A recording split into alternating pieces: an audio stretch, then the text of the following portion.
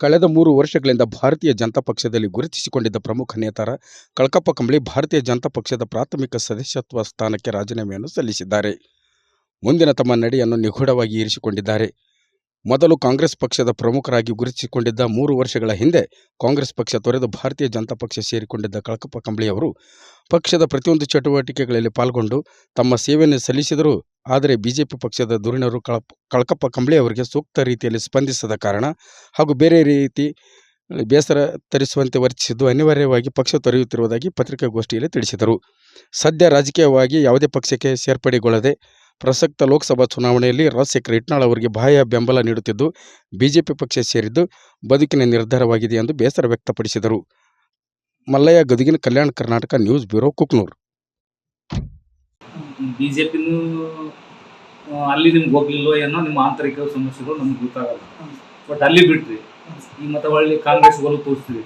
ಕಾಂಗ್ರೆಸ್ ಬಸ್ನಲ್ಲಿ ಎದುರಿ ಅಂತ ಕಾಂಗ್ರೆಸ್ ಅಲ್ಲಲ್ಲ ಆಯ ಬೆಂಬಲ ಕೊಟ್ಟರು ಕೂಡ ಇವತ್ತೆಲ್ಲ ನಾಳೆ ಅದು ಆ ಫಸಲಿ ಸಮೀಪ ಬದಿರಿ ನೀವು ಯಾವುದು ಕಾಂಗ್ರೆಸ್ಸಿನ ಫಸಲಿ ಸಮೀಪ ಬದಿರಿ ಅಂತ ಲೆಕ್ಕದು ನಮ್ಮ ಕ್ಯಾಲ್ಕುಲೇಷನ್. ಯಾವುದೇ ಪಕ್ಷದಲ್ಲಿ ಸೇರಲ್ಲ, ಸಪೋರ್ಟ್ ಮಾತ್ರ ಹೊರಗಿಂದ ಸಪೋರ್ಟ್ ಮಾಡ್ತಾರೆ. ಇವತ್ತು ಕಾಂಗ್ರೆಸ್ನೂ ಇಲ್ಲ ಬಿಜೆಪಿನೂ ಇಲ್ಲ. ಹಾಗಿದ್ರೆ ನಿಮ್ಮ ರಾಜಕೀಯ ಭವಿಷ್ಯವೇನು? ಮುಂದೆ ನಿಮ್ಮ ರಾಜಕಾರಣ ಮಾಡೋ ಯಾವ ಒಂದು ಆಧಾರದ ಮೇಲೆ ನಿಮ್ಮ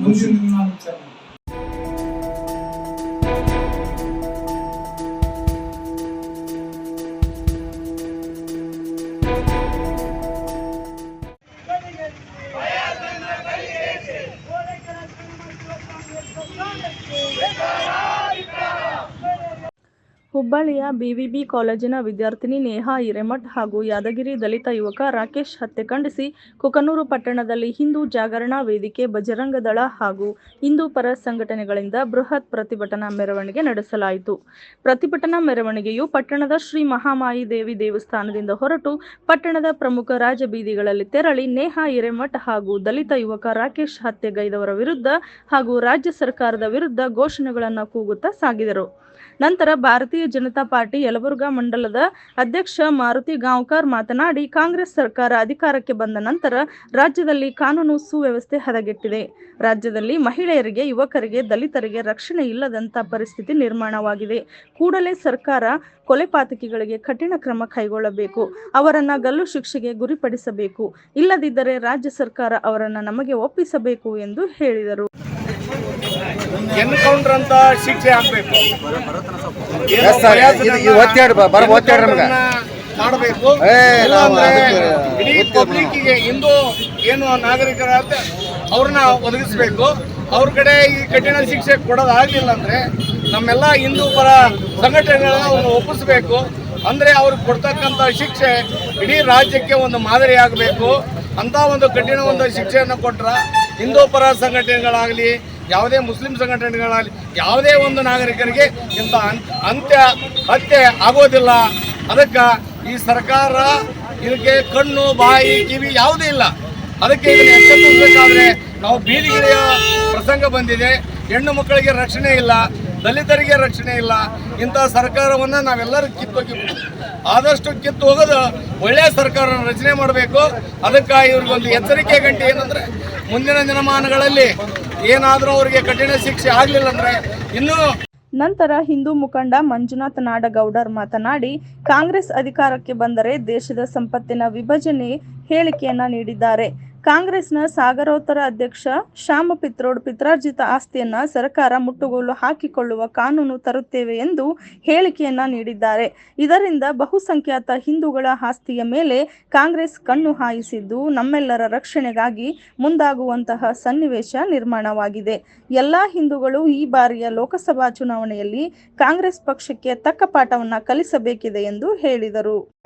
ಕಾಂಗ್ರೆಸ್ಸಿನ ಸಾಗರೋತ್ತರ ಅಧ್ಯಕ್ಷರಾಗಿರ್ತಕ್ಕಂಥ ಶ್ಯಾಮ್ ಪಿತ್ರೋಡ ಇವತ್ತು ನಮ್ಮ ಆಸ್ತಿಯೊಳಗೆ 55% ಆಸ್ತಿಗಳನ್ನ ಸರ್ಕಾರಕ್ಕೆ ಮುಟ್ಟುಗೋಲು ಹಾಕ್ತಕ್ಕಂಥ ಒಂದು ವ್ಯವಸ್ಥೆ ಅಂತಂದ್ರೆ ಇಲ್ಲಿ ಹಿಂದೂಗಳಿಗೆ ರಕ್ಷಣೆ ಇಲ್ಲ, ಇಲ್ಲಿ ಮಹಿಳೆಯರಿಗೆ ರಕ್ಷಣೆ ಇಲ್ಲ, ಇಲ್ಲಿ ಯಾವ ದಲಿತರಿಗೂ ಕೂಡ ರಕ್ಷಣೆ ಇಲ್ಲ ಅಂತಕ್ಕಂಥ ಒಂದು ವಿಚಾರವನ್ನ ನಾವು ಮನಗಾಣಬೇಕಾಗ್ತದೆ. ಇವತ್ತು ನಮ್ಮ ಒಂದು ಸಾಮಾನ್ಯ ಜನಗಳಿಗೆ ಕೊಟ್ಟಿರ್ತಕ್ಕಂಥ ಈ ಒಂದು ಪ್ರಜಾಪ್ರಭುತ್ವ ಮತ್ತು ಅಂಬೇಡ್ಕರ್ ಅವರು ಕೊಟ್ಟಿರ್ತಕ್ಕಂಥ ಒಂದು ಶ್ರೇಷ್ಠವಾದ ಹಕ್ಕು ಅಂತಂದ್ರೆ ಅದು ಮತದಾನ. ನಾವು ಇವತ್ತು ಅರ್ಥ ಮಾಡ್ಕೋಬೇಕಾಗುತ್ತೆ, ಹಿಂದೂ ಸಮಾಜ ನಮ್ಮ ಸಮಾಜ ಅರ್ಥ ಮಾಡ್ಕೋಬೇಕಾಗ್ತದೆ.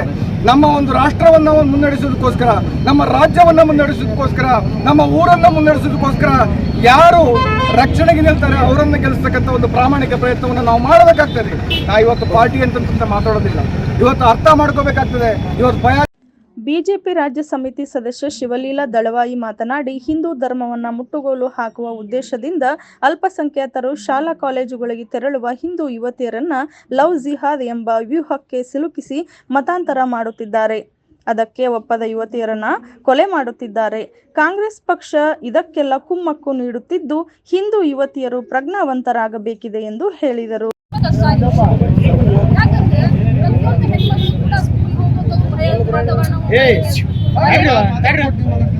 ಮನೆಯಲ್ಲಿ ಇದ್ರೂ ಕೂಡ ಅವ್ರನ್ನ ಸುರಕ್ಷಿತವಾಗಿ ಇರಕ್ಕೆ ಬಿಡ್ತಾ ಇಲ್ಲ. ಯಾಕಂದ್ರೆ ಲವ್ ಜಿಹಾದ್ ಅನ್ನೋ ಒಂದು ಹೆಸರಿನಲ್ಲಿ ಅಲ್ಪಸಂಖ್ಯಾತರು ಹಿಂದೂ ಸಮಾಜವನ್ನ ಮಟ್ಟಗೋಲು ಹಾಕ್ಬೇಕನ್ನೋ ಒಂದು ಉದ್ದೇಶದಿಂದಾನೇ ಈ ರೀತಿ ವ್ಯವಸ್ಥೆಗಳು ನಡೀತಾ ಇದ್ದಾವೆ. ಇದಕ್ಕೆ ಕುಮ್ಮಕ್ಕಾಗಿ ಹಿಂದೂ ಜಾಗರಣಾ ವೇದಿಕೆ ಮುಖಂಡ ರಾಜು ದ್ಯಾಂಪುರ್ ಮಾತನಾಡಿ, 1947ರಲ್ಲಿ ಮುಸ್ಲಿಂ ರಾಷ್ಟ್ರದ ನಿರ್ಮಾಣದ ಪರಿಕಲ್ಪನೆಯನ್ನ ಮಂಡಿಸಿದ್ದರೂ ಸಹ ಅದರ ಭಾಗವಾಗಿಯೇ ಹಿಂದೂ ಯುವತಿಯರನ್ನ ಲವ್ ಜಿಹಾದ್ ಮೂಲಕ ಮತಾಂತರ ಮಾಡುವುದು, ಹಿಂದೂ ಯುವಕರ ಹತ್ಯೆಗೈಯುವುದು ನಡೆಯುತ್ತಿದ್ದು ಇದನ್ನ ಹಿಂದೂ ಪರ ಸಂಘಟನೆಗಳ ವತಿಯಿಂದ ಖಂಡಿಸುತ್ತಿದ್ದೇವೆ. ಭಾರತ ದೇಶವನ್ನ ಮುಸ್ಲಿಂ ರಾಷ್ಟ್ರ ಮಾಡಲು ಹಿಂದೂ ಪರ ಸಂಘಟನೆಗಳು ಬಿಡುವುದಿಲ್ಲ. ಭಾರತ ಹಿಂದೂಗಳ ರಾಷ್ಟ್ರ ಎಂದು ತಿಳಿಸಿದರು. ನಂತರ ಹಿಂದೂ ಜಾಗರಣಾ ವೇದಿಕೆ ಹಾಗೂ ಹಿಂದೂ ಪರ ಸಂಘಟನೆಗಳ ವತಿಯಿಂದ ತಹಸೀಲ್ದಾರರ ಮೂಲಕ ರಾಜ್ಯಪಾಲರಿಗೆ ಮನವಿಯನ್ನು ಸಲ್ಲಿಸಲಾಯಿತು. Lingaraja Doddamani, Kalyana Karnataka news bureau, Koppal. ಮುಸ್ಲಿಮರ ಒಂದು ರಾಷ್ಟ್ರವನ್ನ ಕಟ್ಟಲಿಕ್ಕೆ 2047ರಂದು ಹೊರಕೊಟ್ಟಿದ್ದಾರೋ ಅದರ ಒಂದು ವಿಷಯವಾಗಿ ಇವತ್ತನ್ನ ಹಿಂದೂಗಳನ್ನ ಮತಾಂತರಗೊಳಿಸೋದು, ಹಿಂದೂ ಹೆಣ್ಣು ಮಕ್ಕಳನ್ನ ಲವ್ ಮಾಡೋದು, ಅವರ ಹಿಂದೂ ಹೆಣ್ಣು ಮಕ್ಕಳನ್ನ ಹತ್ಯೆಗೆಯೋದು ಇವರ ಅದು ಒಂದು ಸಣ್ಣದೊಂದು ಅಜೆಂಡಾ.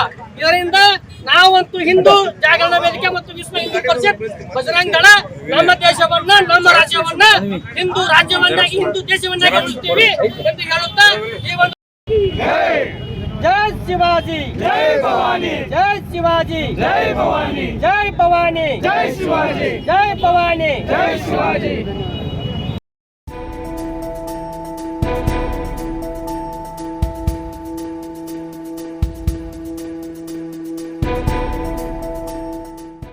ಲೋಕಸಭಾ ಚುನಾವಣೆಯ ಹಿನ್ನೆಲೆಯಲ್ಲಿ ಇಂದು ರೆಡ್ಡೇರಹಟ್ಟಿ ಗ್ರಾಮದಲ್ಲಿ ಅಥಣಿ ಶಾಸಕರಾದ ಲಕ್ಷ್ಮಣ ಸವದಿ ಅವರು ಕಾಂಗ್ರೆಸ್ ಪಕ್ಷದ ಅಧಿಕೃತ ಅಭ್ಯರ್ಥಿಯಾದ ಕುಮಾರಿ ಪ್ರಿಯಾಂಕಾ ಜಾರಕಿಹೊಳಿ ಅವರ ಪರ ಮತಯಾಚನೆ ಮಾಡಿದರು. ಇದೇ ಸಂದರ್ಭದಲ್ಲಿ ಮಾತನಾಡಿದ ಲಕ್ಷ್ಮಣ ಸವದಿ ಅವರು, ರಾಜ್ಯ ಸರ್ಕಾರ ಜಾರಿಗೆ ತಂದಿರುವ ಪಂಚ ಗ್ಯಾರಂಟಿ ಯೋಜನೆಗಳು ಜನರಿಗೆ ತಲುಪಿವೆ. ಕೊಟ್ಟ ಮಾತಿನಂತೆ ನಡೆದುಕೊಂಡ ಪಕ್ಷ ಯಾವುದಾದರೂ ಇದ್ರೆ ಅದು ಕಾಂಗ್ರೆಸ್ ಪಕ್ಷ ಮಾತ್ರ ಎಂದು ಹೇಳಿದರು. ಲೋಕಸಭಾ ಚುನಾವಣೆಯಲ್ಲಿ ಕಾಂಗ್ರೆಸ್ ಅಭ್ಯರ್ಥಿಯನ್ನು ಸಾವಿರಾರು ಮತಗಳ ಅಂತರದಿಂದ ಗೆಲ್ಲಿಸಬೇಕು. ಮೋದಿಜಿ ಅವರು ಯಾವ ಕಾರ್ಯಕ್ರಮಗಳು ಜನರಿಗೆ ತಲುಪಿಲ್ಲ, ಮನಸ್ಸಿಗೆ ಏನು ತೋಚುತ್ತೋ ಹಾಗೆ ಮಾತನಾಡುತ್ತಿದ್ದು ಅವರಿಗೆ ಸೋಲಿನ ಭಯ ಕಾಡುತ್ತಿದೆ ಎಂದು ಹೇಳಿದರು. Kalyana Karnataka news bureau, Athani. ಆ ಒಂದು ಅನುದಾನವನ್ನು ಮುಡಿಸ್ತಕ್ಕಂಥ ಕೆಲಸ ಯಾವುದಾದ್ರೂ ಮಾಡಿದರೆ ಅದು ಕಾಂಗ್ರೆಸ್ ಪಕ್ಷದ ಸರ್ಕಾರ ಅಂತ ಹೇಳಿ ಈ ಸಂದರ್ಭದಲ್ಲಿ ನಾವು ಹೇಳ್ತೀವಿ. ಪ್ರತಿ ತಿಂಗಳಿಗೆ ಹೆಣ್ಣು ಮಕ್ಕಳಿಗೆ ಇಂಥ ತುಟ್ಟಿಯ ವರ್ತಮಾನದಲ್ಲಿ ತಮ್ಮ ಸಂಸಾರವನ್ನು ನಿರ್ವಹಣೆ ಮಾಡ್ತಕ್ಕಂಥ ಸಂದರ್ಭದಲ್ಲಿ ಏನು ತೊಂದರೆ ಆಗ್ತಿತ್ತು. ಇವತ್ತು ಡೀಸೆಲು, ಪೆಟ್ರೋಲು, ಎಣ್ಣೆಕಾಳು, ದವಸ ಧಾನ್ಯ ಪ್ರತಿಯೊಂದು ವಸ್ತುಗಳ ಗಗನಕ್ಕೇರುವಂಥ ಸಂದರ್ಭದಲ್ಲಿ ಅಂಥ ಬಡವರಿಗೆ ಅನುಕೂಲ ಆಗಲಿ ಅಂತಕ್ಕಂಥ ಒಂದು ವಿಚಾರವನ್ನು ಇಟ್ಕೊಂಡು ಗೃಹಲಕ್ಷ್ಮಿ ಅಂತಕ್ಕಂಥ ಯೋಜನೆಯನ್ನು ಜಾರಿಗೆ ತಂದು ಮನೆ ಯಜಮಾನಿ ಹೆಸರಿಗೆ ಪ್ರತಿ ತಿಂಗಳಿಗೆ 2,000 ರೂಪಾಯಿ ಕೊಡ್ತಕ್ಕಂಥದ್ದು ಮತ್ತು ವಿದ್ಯಾವಂತ ಮಕ್ಕಳಿಗೆ ಇವತ್ತು ಯಾರು ಶಿಕ್ಷಣವನ್ನು ಕಲಿತು ಅವರಿಗೆ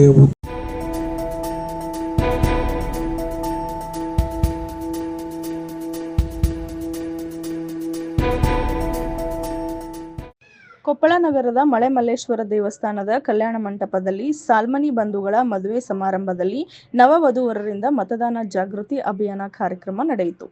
ವಿವಾಹ ಸಮಾರಂಭದಲ್ಲಿ ಹಾಜರಿದ್ದ ನವವಧುವರರ ವೇದಿಕೆಯಲ್ಲಿ ಮೇ 7ರಂದು ಲೋಕಸಭಾ ಚುನಾವಣೆ ಜರುಗಲಿರುವ ಪ್ರಯುಕ್ತ ಕೊಪ್ಪಳ ತಾಲೂಕಾ ಸ್ವೀಪ್ ಸಮಿತಿಯಿಂದ ನಮ್ಮ ಮತ ನಮ್ಮ ಹಕ್ಕು ಪೋಸ್ಟರ್ಗಳ ಮೂಲಕ ನವವಧುವರರು ಮತದಾನ ಜಾಗೃತಿ ಮೂಡಿಸಿದರು.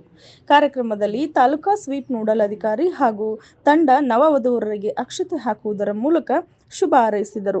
ಕಡ್ಡಾಯವಾಗಿ ಮೇ 7ರಂದು ತಪ್ಪದೆ ಮತ ಚಲಾಯಿಸಲೆಂದು ಸಸಿಮಠ್ ಕುಟುಂಬದವರಿಗೆ ಹಾಜರಿದ್ದವರಿಗೆ ಕರೆ ನೀಡಿದರು.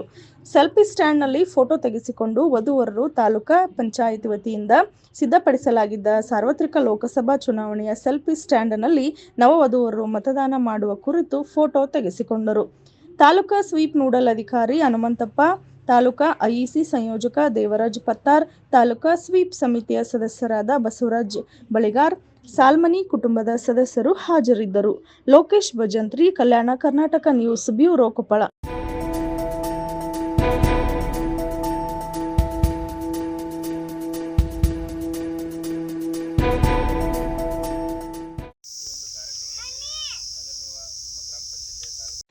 ಬಳಗೇರ ಗ್ರಾಮ ಪಂಚಾಯತ್ ವ್ಯಾಪ್ತಿಯಲ್ಲಿ ನಡೆದ ಮಹಾತ್ಮ ಗಾಂಧಿ ರಾಷ್ಟ್ರೀಯ ಉದ್ಯೋಗ ಖಾತ್ರಿ ಯೋಜನೆಯ ಸ್ಥಳದಲ್ಲಿ ಮತದಾನ ಜಾಗೃತಿ ಸ್ವೀಪ್ ಕಾರ್ಯಕ್ರಮ ಏರ್ಪಡಿಸಲಾಗಿತ್ತು. ನಂತರ ತಾಲೂಕಾ ಐಇಸಿ ಸಂಯೋಜಕ ಲಕ್ಷ್ಮಣ್ ಕೆರಳಿ ಮಾತನಾಡಿ, ಮಹಾತ್ಮ ಗಾಂಧಿ ನರೇಗಾ ಯೋಜನೆಯ ಬೇಸಿಗೆ ಅವಧಿಯಲ್ಲಿ ನಿರಂತರ ಕೆಲಸ ನೀಡಲು ವಲಸೆ ಯಾಕ್ರಿ, ನಿಮ್ಮೂರಲ್ಲೇ ಉದ್ಯೋಗ ಖಾತ್ರಿ ದುಡಿಮೆಯ ಖಾತ್ರಿ ಅಭಿಯಾನವನ್ನು ಆರಂಭಿಸಲಾಗಿದೆ. ಹೆಚ್ಚಿನ ಕೂಲಿಕಾರರು ಎನ್ಎಂಆರ್ ಹಾಕಿಸಿಕೊಂಡು ಕೆಲಸ ಪಡೆದುಕೊಳ್ಳಬೇಕು ಎಂದರು. ಮುಂದಿನ ತಿಂಗಳಲ್ಲಿ ಮೇ 7ರಂದು ಜರುಗುವ ಲೋಕಸಭಾ ಚುನಾವಣೆಯಲ್ಲಿ 18 ವರ್ಷ ಮೇಲ್ಪಟ್ಟ ಎಲ್ಲರಿಗೂ ನಮಗೆ ಇಷ್ಟವಾದ ಒಳ್ಳೆಯ ಅಭ್ಯರ್ಥಿಗೆ ಮತದಾನ ಮಾಡಬೇಕು ಹಾಗೂ 80 ವರ್ಷ ಮೇಲ್ಪಟ್ಟ ಹಿರಿಯ ನಾಗರಿಕರಿಗೆ ಸಹಾಯವಾಗಲಿ ಎಂದು ಚುನಾವಣಾ ಆಯೋಗ ನೋಂದಾಯಿತ ಹಿರಿಯ ನಾಗರಿಕರ ಮನೆ ಬಾಗಿಲಿಗೆ ಹೋಗಿ ಮತದಾನ ಪಡೆಯಲಾಗುತ್ತದೆ. ಅದರಂತೆ ಚುನಾವಣೆಯ ದಿನ ಸಾರ್ವತ್ರಿಕ ರಜೆ ಇದ್ದು ಅಂದು ಎಲ್ಲರೂ ಸರ್ಕಾರಿ, ಅರೆ ಸರ್ಕಾರಿ ನೌಕರರು ಕಡ್ಡಾಯವಾಗಿ ಮತದಾನ ಮಾಡಬೇಕು. ಅದೇ ರೀತಿ ಎಲ್ಲ ನರೇಗಾ ಕೂಲಿಕಾರರು, ಸಾರ್ವಜನಿಕರು ಸಹ ಕಡ್ಡಾಯವಾಗಿ ಮತದಾನ ಮಾಡಬೇಕು ಎಂದರು. ಮಹಾತ್ಮ ಗಾಂಧಿ ರಾಷ್ಟ್ರೀಯ ಗ್ರಾಮೀಣ ಉದ್ಯೋಗ ಖಾತ್ರಿ ಯೋಜನೆಯಡಿಯಲ್ಲಿ ಈ ಆರ್ಥಿಕ ವರ್ಷದಲ್ಲಿ ಕೂಲಿಯ ದರವನ್ನು ₹349 ಆಗಿದ್ದು, ಇದರ ಸದುಪಯೋಗವನ್ನು ಗ್ರಾಮ ಪಂಚಾಯಿತಿ ವ್ಯಾಪ್ತಿಯ ಎಲ್ಲ ನೋಂದಾಯಿತ ಕೂಲಿಕಾರರು ಪಡೆದುಕೊಳ್ಳಬೇಕು. ನಿಗದಿತ ಅಳತೆ ಪ್ರಕಾರ ಕೆಲಸ ಮಾಡಬೇಕು ಎಂದರು. ನಂತರ ಬಿಎಫ್ಟಿ ಶರಣಪ್ಪ ಮೂಲಿಮನಿ ಮತದಾರರಿಗೆ ಪ್ರತಿಜ್ಞಾ ವಿಧಿಯನ್ನು ಬೋಧಿಸಿದರು. Kalyana Karnataka news bureau, Kukanur.